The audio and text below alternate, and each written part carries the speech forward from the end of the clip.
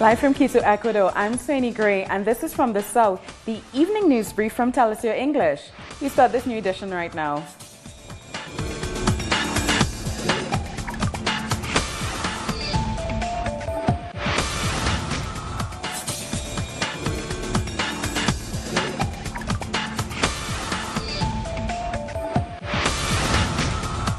Venezuelan women have been marching in Caracas against speculation and the hoarding of basic goods, what they call the economic war promoted by Venezuela's opposition.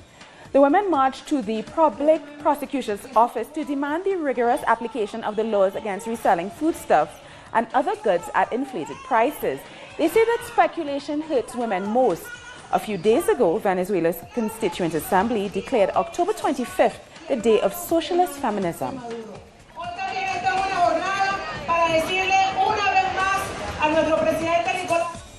Venezuela's opposition parties seem more divided by the day. The former presidential candidate Enrique Capriles has announced that he is leaving the MUD opposition coalition.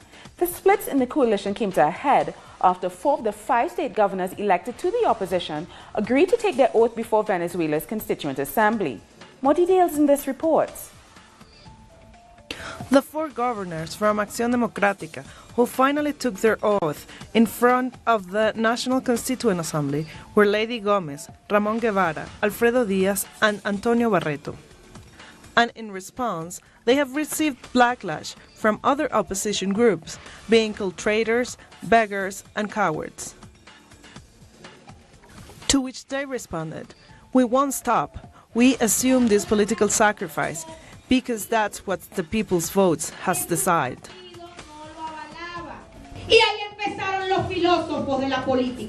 So there, the political philosophers began saying, "Go to Washington and govern from Washington. Ask for political asylum and do what the Supreme Court did." And they were saying, "Go to the international community." And somewhere, someone came and said, "Govern firmly since Washington, gentlemen, that's a utopia." Acción Democrática's General Secretary, Henry Ramos Alup, who asked these governors not to take an oath, has assured there will be sanctions for them. And these sanctions that are imposed by the constitution of the party mean that those governors could face immediate exclusion from it. I'm not arguing with anyone. I'm not going to go into it or arguing with people from other political organizations. And I'm sorry that some spokespeople from Primero Justicia have tried to attack my party and to place me at the center of an argument that I'm not leading. But the MUD coalition's division is getting more evident, and they are not hiding their differences. Freddy Guevara from Voluntad Popular assured his party won't run at the municipal elections, and Enrique Capriles from Primera Justicia will leave the MUD coalition if Ramos Ayub continues to stay in it. While Mr. Ramos Olap remains in the coalition, I will not be part of that organization. I will not. The time is now. Analysts say this strong division has exploded given the unfavorable electoral results. To have won more governorships would have allowed the opposition to strengthen their position along with moving to resolve their differences and to face the Constituent Assembly, which they continue to consider illegitimate. What this means is that there's no strategy, at least not a defined strategy. There's an electoral route, or an insurrectionary route, which is assumed given the circumstances and conveniences, but they don't have a defined route. It still remains to be seen what will happen with Juan Pablo Guanipa, the elected governor for Primera Justicia. He is the only one who hasn't taken his oath, even when his own party peers have said he wanted to, and that it was the party who didn't allow him to. Esther Yáñez, Caracas, Venezuela, Telesur. So we just spoke to you about the Women's March. Our correspondent, Reagan Devines, joins us live from Caracas. So Reagan, you were at the march earlier today. What was it like?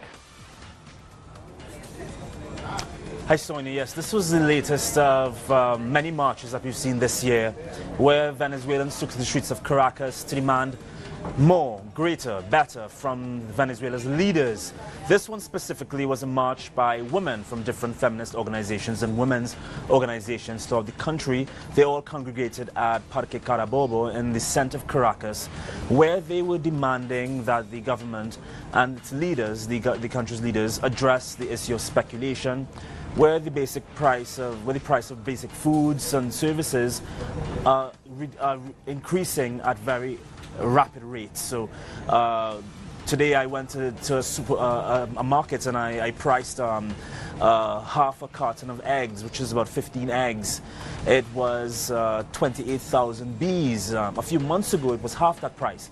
So the price is increasing rapidly, and part of this is the blame is on the black market, which the women say is being run by oligarchs, by the rich and powerful, by a few people in Venezuela who have control over this economic war that the government has been fighting. So what happened today was that these women, with featured speaker, the Minister of Women's Affairs and Gender Affairs, Bianca Ekut, they took a document to the Fiscalia, to the Attorney General's office, also to the National Constituent Assembly building, where they dropped a document that is requesting harsher and stricter penalties against those who take part in speculation. So they're demanding greater and more from their leaders. They are asking that persons be punished, taken to jail where needed, so that they can, see the economic war being addressed more rapidly and more efficiently. They're actually calling it terrorist speculation, was the terms that they were using today. This all comes after last Sunday's declaration by the National Constituent Assembly. They declared last Sunday Feminist Socialist Day, and this is in honor of former President Hugo Chavez, who declared himself a feminist and a protector of women's rights here in Venezuela. Soini. Thank you so much for that update, Regan Devines. That's our correspondent in Caracas, Regan Devines. Belize City is hosting the 4th CARICOM Summit. The summit is scheduled for one day only, is being co-chaired by Belize's Prime Minister Dean Barrow and Mexican President Enrique Peña Nieto. Our correspondent in Mexico, Pablo Perez, sent this report ahead of the summit. So tomorrow is going to be the first official visit of President Enrique Peña Nieto to Belize in his 5 years of presidency. And it's going to be on the occasion of the 4th Summit of the Caribbean Community. Mexico held the 3rd Caribbean Community Summit in Mérida, Yucatan 3 years ago, and now he's going to co-preside the summit, even as Mexico is not a total member. It's just an observing member, which is the same posture of Colombia, Venezuela, and República Dominicana.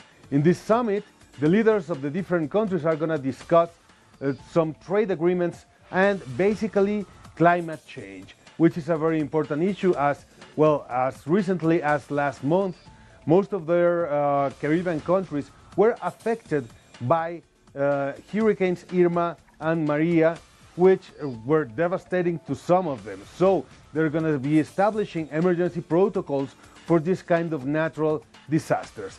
These are the news from the Caribbean Community Summit. We go back to you. Thanks for that, Pablo Perez. Grenada's Prime Minister and the current head of CARICOM, Keith Mitchell, has described climate change as the new normal and the Caribbean as the most vulnerable region in the world. He was speaking at the opening of that CARICOM Mexico Summit in Belize. Like Mexico, we too have suffered from the effects of natural disasters, as 2 hurricanes, Irma and Maria, have caused lots of life and severe damages to homes and buildings and infrastructure among many of our Caribbean family.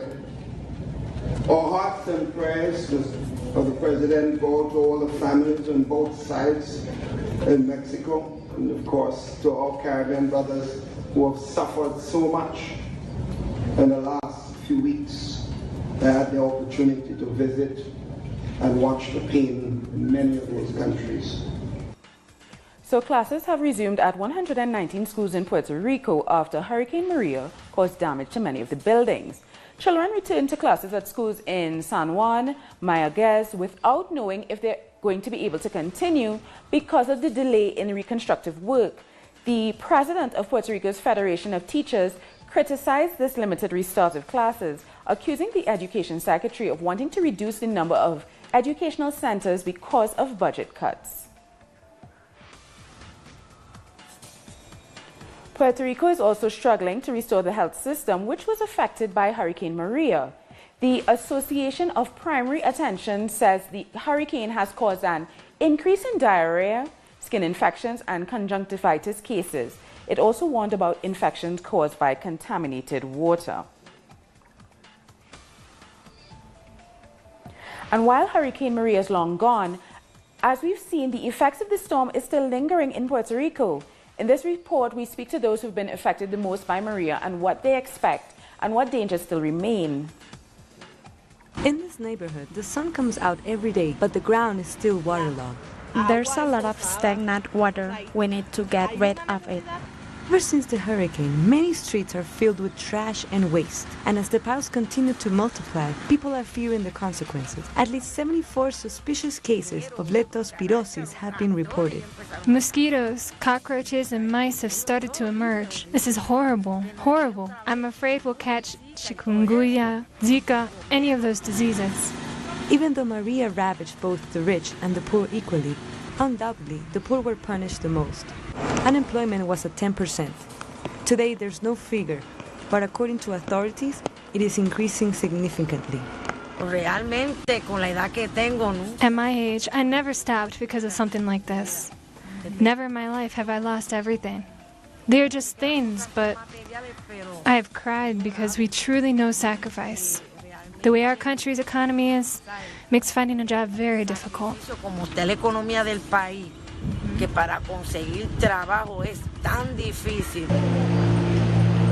This family didn't lose everything. Some crops they had at home and their vehicles are intact. They consider themselves to be lucky. And although they are still without electricity, they are remaining positive in the aftermath of the tragedy. You have to look at the bright side. There's a lot of destruction, there are losses in many places, but right now the children have no school. We are all here in as good a condition as possible. We get through the day without phones. There are things that aren't as important as technology. There are things we can do now that we didn't before. Maybe get together, talk more, share more. Hay cosas que podemos hacer ahora que no hacíamos antes, quizás reunirnos, hablar más, compartir más. And sharing becomes hope in communities like this, where the level of poverty, according to studies, goes beyond 40%. Adriana Sivori, Telesur, Puerto Rico. More news in a minute. Stay with us.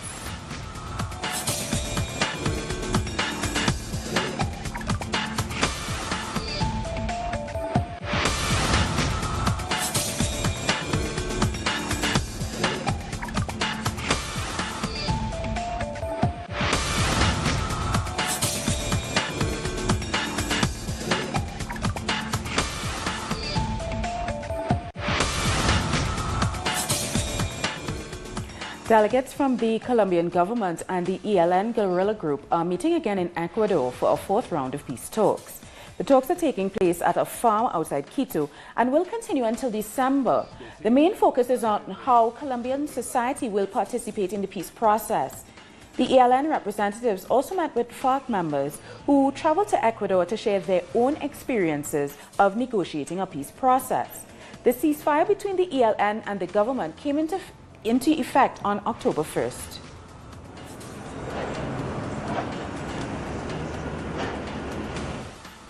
Inside Colombia, a fourth day of a national strike has seen social movements repressed in the Catatumbo region, close to the border with Venezuela. The National Coordination of Coca Growers has criticized on its Twitter feed the attack against defenseless communities, including children and the elderly, by the ESMAD riot police near Astiros Junction. We demand guarantees, they write.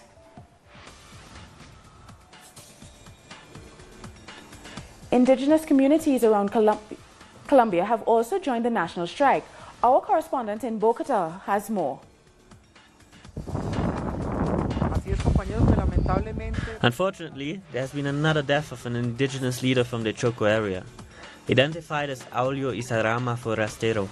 Initial reports indicated that the villagers were murdered by paramilitary groups. However, there's an ongoing investigation to clarify what happened. This death adds another person to the list of 127 indigenous leaders murdered in Colombia during 2017. And this is exactly one of the reasons indefinite strike is continuing still today. For more details, stay tuned or visit our social media. That was Milton Hanau with that report. Wildfires have ravaged the Chapada dos Veadeiros National Park in the central Brazilian state of Goiás. Around 54,000 hectares have been destroyed so far, almost a quarter of the protected area. Park officials suspect that arson caused the fire, which started inside of a fire break cleared of vegetation to prevent blazes from spreading. More than 100 people have been trying to fight the fire, but it hasn't been controlled. The national park is recognized as a UNESCO World Heritage Site and is visited by 60,000 people every year. A Chilean criminal court has announced the acquittal of the 11 Mapuche members detained during investigations into the 2013 murder of wealthy business owners Werner Lutzinger and Vivian McKay. Among those absolved is the Mochi Francisca Lincolnau, a Mapuche spiritual leader accused of arson. Mapuche indigenous people and social movements have been constantly marching about this case and denouncing that Chilean authorities were criminalizing them just for defending their lands. It's National Thanksgiving Day in Grenada, which marks the day the United States invaded the island in 1983 and put an end to the Grenadian Revolution. After a split in the government and the assassination of Prime Minister Maurice Bishop and several members of his cabinet, the U.S. President Ronald Reagan took advantage of the situation and sent troops to the island. The official reason was to protect the 800 American medical students who were enrolled in St. George's University. But many believe that Washington had been looking for a reason to bring down the revolution led by Bishop. Earlier this week at a memorial event in Fort George, the site of the assassinations, Terrence Marichaud, a member of the memorial committee, said the day should be renamed Heroes and Martyrs Day to honor those killed on October 19, 1983. There is not a single day that has been set aside to honor our history and our heroes and martyrs. This is why I say it is a more compelling reason why today should be declared Heroes and Martyrs Day so that we can celebrate the rich history of our people. And let's just listen to the voice of Maurice Bishop while Grenada's revolution was still in full flow. These things are matters of tremendous concern to this American administration, and it is really that example that they are afraid of. This new experiment, this new civilization that we are constructing right here in this small country, peopled by brave, heroic people who are willing to build their own country in their own way. Grenadians also remember the Cuban solidarity before and during the invasion. Cuba had sent hundreds of doctors and other professionals to help the people of Grenada, and Cuban construction workers resisted the invasion for about 2 days. Our correspondent in Havana, Laura Prada, tells us more. Hello, yes, indeed. Today is a day that the Caribbean should never forget because 34 years ago, Grenada suffered the first major military operation after the Vietnam War. At that time, almost 800 Cubans were present on the island, giving their international help, like doctors, teachers, constructors, even diplomatic staff with their family. This topic of the invasion was very manipulated by the press, international press, and the U.S. government used the same excuse they still practice today to interfere in internal matters of countries, the so-called threat to their national security. Fidel Castro, the Cuban revolutionary leader at that time, said that the U.S. did not intervened in Grenada because they're cared of, or they were worried about the solidarity or the justice. They invaded Grenada because they wanted to stop the emergent revolution of the people. Cuba applied to Grenada the same principle it is still defends today with all revolutionary countries and movements. Absolute respect to their criteria and political decisions. This is all I have for now for you here from Havana. Thank you. Laura Prada in Havana, and we'll be back very soon, so stay with us.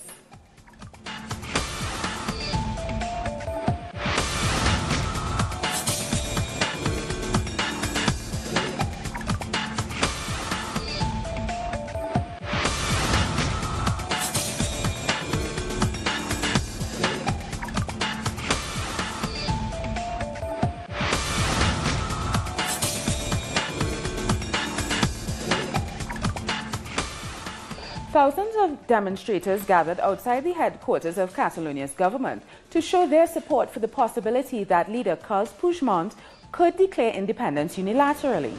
The demonstration was organized by education activists who don't want an intervention in the Catalan education system by the Spanish government.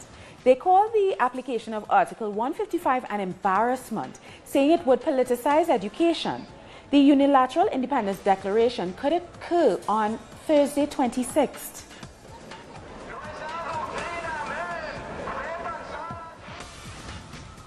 Many socialists around the world are marking the 100th anniversary of the Russian October Revolution, which shaped so many of the 20th century. But in Russia itself, the celebrations are still 2 weeks away because of a change in the calendar. Telesio's Hansel Oro reports. In just a few days, Russia will celebrate the 100th anniversary of the Great October Socialist Revolution that took place in 1917.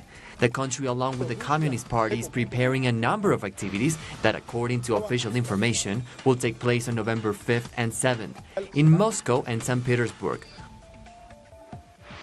On the 5th, a ceremony will take place at the Tomb of the Unknown Soldier, as well in Lenin's mausoleum to commemorate the Leninist movement that influenced the history of Latin America and Africa. During the afternoon, a concert will be held at the Lushinsky Stadium to pay tribute to all the historic moments of the revolution. On the 7th, people can join a march that will respect the different theories that came out of the October Socialist Revolution and Lenin's thought regarding the historic event. The revolution marked a before and after in history, as this allowed the working force to have clear rights. Russia will also host a 19th gathering between the Communist and Labour parties, and they expect around 120 representatives from different countries. Hansel Oro with that report. Palestinian leaders are warning that the reconciliation between political parties Hamas and Fatah is under threat after demands made by the United States and Israel. Our correspondent Noor Harazin has the details. Hamas's new chief in the Gaza Strip, Yahya Sinwar, has warned that Palestinian reconciliation could be in danger. Sinwar made his remarks at a meeting with the leaders of the Palestinian trade unions in Gaza on Tuesday. Yes, there would be a danger if reconciliation was not a 100% Palestinian decision. We already know the factors which led to reaching reconciliation this time, including lifting a veto by the US against the decision, as well as the Israeli silence. So if the US decides that the Palestinians are not dealing positively with its policies, in what is known as the deal of the century, everything will be ruined. A Palestinian division will be Israel's strategic option. In his speech, the new Hamas leader called on all Palestinian political parties to create public pressure in Gaza, the West Bank, and abroad to maintain national unity. Sinwar also said that his movement is not seeking an alternative body to the Palestinian Liberation Organization (PLO), which is recognized by the international community as the legitimate and sole representative of the Palestinian people. In response to US statements which insisted that Hamas must disarm and recognize Israel if it joins a Palestinian unity government, Sinwar said that the resistance weapons are the property of all Palestinian people. The Palestinian political parties Hamas and Fatah signed a reconciliation deal in Cairo on October 12 as part of an effort to end a decade-long rift under Egyptian sponsorship. Noor Harazin, Trisu TV, Gaza. Now here's some of the other stories making headlines around the world. U.S. President Donald Trump is expected to officially declare the opioid crisis a national emergency. National emergencies are typically reserved for short-term crises such as natural disaster. Trump's emergency declaration could help unlock more support and resources to address the drug overdose epidemic. But according to a professor of health policy and management, Jeffrey Levi, the Republicans' ongoing efforts to repeal Obamacare could hamper Trump's initiative. The Affordable Care Act mandated better access to substance abuse treatment. The states that have expanded Medicaid have dramatically improved the likelihood that people who are addicted can get the treatment they need. Anything that pulls back on the Affordable Care Act and on that Medicaid expansion is actually going to undermine any response to this epidemic. Top United Nations aid official Mark Lowcock is on a 5-day trip in Yemen aimed at drawing attention to the cholera-stricken country. Lowcock says he plans to meet with the most vulnerable people that the organization serves there to listen to their concerns and take their stories to the international community. The UN has listed Yemen as the world's #1 humanitarian crisis. Millions of people on the verge of famine. ملايين الأشخاص على شفا المجاعة. The world's worst cholera epidemic. يعانون من أسوأ تفشي للكوليرا. Major problems with other basic services like water and health and education. Kurds demonstrated in front of the European Commission in Brussels after Iraqi Kurdish leaders offered to freeze the outcome of last month's vote for independence. The Kurdish leaders have taken a step back in a major crisis that prompted Baghdad to seize swaths of disputed territory. Washington, Moscow and the United Nations have all pressed the Iraqi Kurdish leader to open talks with Baghdad on a way out of the crisis. Residents of a southern Philippine city where Islamic State supporters waged a brutal 5-month battle began returning home on Tuesday. The fighting between the insurgents and Philippine troops claimed more than 1,000 lives, and although it ended on Monday, the conflict left the eastern half of Mawari in ruins. The campaign to oust them turned into the Philippines' longest urban war, forcing about 400,000 people to flee their homes. Thousands of protesters marched in the streets of the opposition strongholds of Kisumu as Kenya plunged deeper into a political crisis after a vote delay petition went unheard. Kenya's Supreme Court says it could not hear a case to delay Thursday's presidential election because it lacked the judges to make a quorum. The opposition leader Raila Odinga has called on loyalists to boycott Thursday's vote.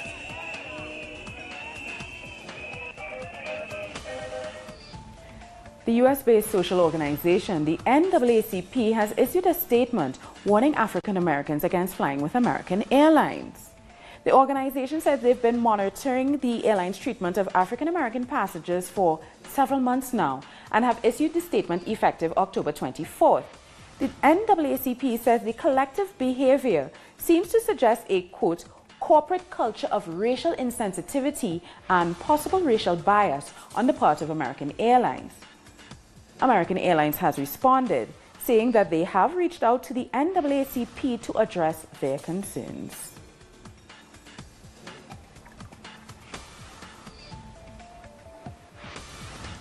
Rock and roll legend Fats Domino, real name Antoine Domino Jr., has died. He was 89. The American pianist and singer-songwriter was best known for the hits Blueberry Hill and Ain't That a Shame. His debut album, The Fat Man, is considered by some as the first ever rock and roll record.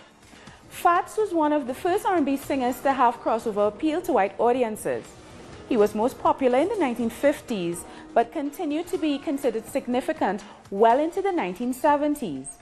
Fats Domino died at his home in Harvey, Louisiana. We've come to the end of this afternoon's news brief. For these and many other stories, you can find them on our website, tellusyourtv.net/English. And join us on social media, Facebook, Twitter, and Instagram. For Tell Us Your English, I'm Soini Gray. Thank you so much for watching.